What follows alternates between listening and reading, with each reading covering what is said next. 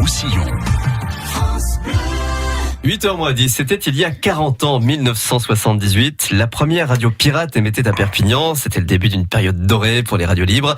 Vous vous souvenez peut-être de Stéréo 66, Radio RAF, une quarantaine de radios libres en tout, en pays catalan dans les années 80. Et votre invité ce matin, Baptiste Guillet, lui-même animateur radio, et il s'est mis en tête de sauvegarder la mémoire de la bande FM de ces années-là. Bonjour Esteve Weiss. Bonjour. Radio 80 Pays Catalan, c'est la page Facebook grâce à laquelle vous compilez, vous recueillez tout ce qui a trait à la bande FM en Pays Catalan dans les années 80. Alors il y a 40 ans, en 1978, la première radio libre du département émet près de Perpignan dans des conditions un petit peu rocambolesques, faut nous expliquer. Alors c'était 3 barjots à l'époque, ils avaient autour de 30 ans, ils s'appelaient Jean-Pierre Pellissé, Yvon Fabre et Alain Patrician. Ils ont tous les 3 aujourd'hui autour de 70, 72, 73 ans. Et à cette époque-là, ils affrètent un simple véhicule, ils placent 2 platines dedans avec un émetteur très faible. Ils montent au Sarat d'Ambaké. En voiture donc. Absolument. Au-dessus d'Auchan, pour résumer, pour que tout le monde comprenne. Et le soir, là, ils émettent des disques, ils font ça le samedi après-midi en règle générale. Et puis ensuite, ils regagnent leur maison. Et ça s'arrête comme ça. Parce qu'à l'époque, quand on se fait attraper par la police, c'était au moins interdit. La nuit au poste. Ouais. Il y a ensuite eu donc c'était des pionniers, ouais. Et ensuite des dizaines d'autres antennes créées, souvent avec très peu de moyens.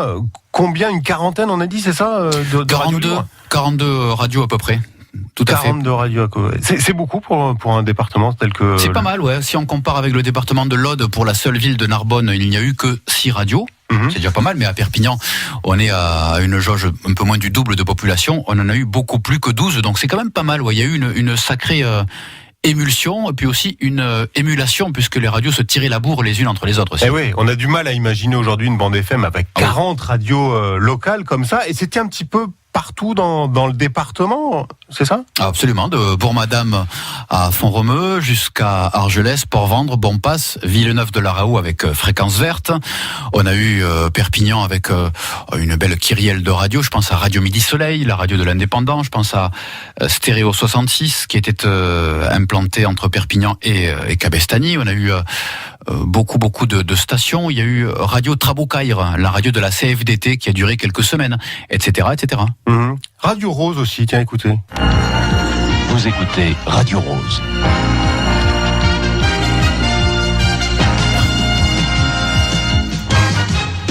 Ah, c'est vraiment le son des années 80. C'est Dallas, quoi, hein ? Ouais, c'est ça.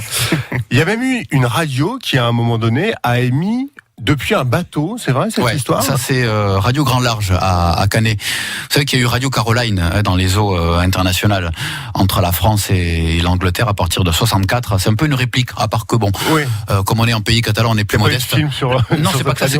Ici, on est resté à quai. On n'a pas pris la haute mer. Mais en tout cas, c'est un peu l'idée. On a eu quelques radios assez singulières. Je pense à la radio politique Radio Castillet, radio de Paul Alduy, le maire de Perpignan de l'époque, et puis des radios plus poétiques avec des noms extraordinaires comme Eldo Radio. Fallait inventer celle-là quand même, Eldo Radio, qui a duré un peu plus de 2 ans à Perpignan-Saint-Jacques. Qu'est-ce qu'on entendait ? C'était des radios musicales la plupart du temps ? C'était des radios d'info locale ? Radio musicale essentiellement. L'info locale est arrivée sur quelques rares radios, ne serait-ce que parce qu'il fallait être formé à l'exercice de l'information. Il fallait savoir trouver les informations aussi. Avant Internet, il faut penser que moi, ma tante, par exemple, ma tante de Boule-Ternaire, elle écoutait à l'époque Radio Midi Soleil. Et elle me disait, c'est bien, mais ils lisent mal l'Indépendant. Voilà, ce qui veut dire en fait que les radios, elles avaient une source qui était l'Indépendant et qu'elles tentaient de transformer. Ils inversaient les mots et les phrases pour faire croire que, mais c'était un peu compliqué. Il y avait aussi quand même ce syndrome un peu nombriliste de Radio Moi. C'est-à-dire, je passe les disques que j'aime. Parce qu'elles étaient faites par qui ? C'est des passionnés, évidemment, et puis elles étaient faites avec assez peu de moyens à chaque fois. Les gens qui les ont créées sont tout le temps électriciens au moins. Parfois, ils s'improvisent électroniciens. Il y a une constante par rapport à ça.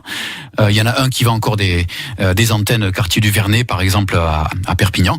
Et puis ensuite, les participants, ils sont un peu de tout, des vendeurs. Il n'y a pas de prof, j'ai remarqué, par exemple. Il y a parfois un avocat, parfois un notaire. Il y a des gens qui sont peut-être un peu aventuriers dans l'âme. Il y a beaucoup de gens qui ont 15 ans, 16 ans aussi à l'époque. Mais les profils sont pas marqués par, on va dire, une future profession ou autre.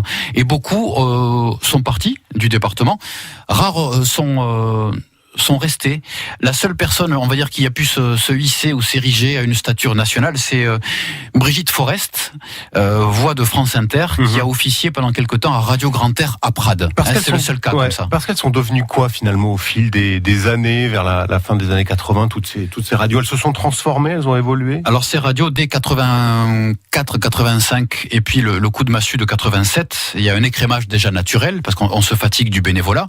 Et puis ensuite, il y a l'appât du gain et la convoitise de tout plein de radios parisiennes, ce qui fait que Fréquence Verte est devenue RFM, ce qui fait que Stéréo 66 est devenu Fun Radio, etc., Skyrock, je vais pas faire de la pub, mais jusqu'à RTL2, etc. Toutes les autres radios, quoi. Voilà. Très rapidement, sur votre page Facebook, vous compilez un petit peu tous les clichés, tout ce qui a trait à cette époque-là. L'histoire, elle reste encore à écrire de ces radios-là? Bien sûr, parce qu'il y a des gens qui ont de la mémoire, qui ont encore gardé des objets chez eux, des cassettes, des photos, des souvenirs parfois aussi. Des fois, c'est une date, un endroit, le prénom de quelqu'un, on corrige, etc. aussi sur Facebook. C'est tout l'intérêt c'est un peu comme Wikipédia. C'est participatif, on peut moduler, on peut corriger tout ça sur donc Radio 80 Pays Catalan. Merci beaucoup.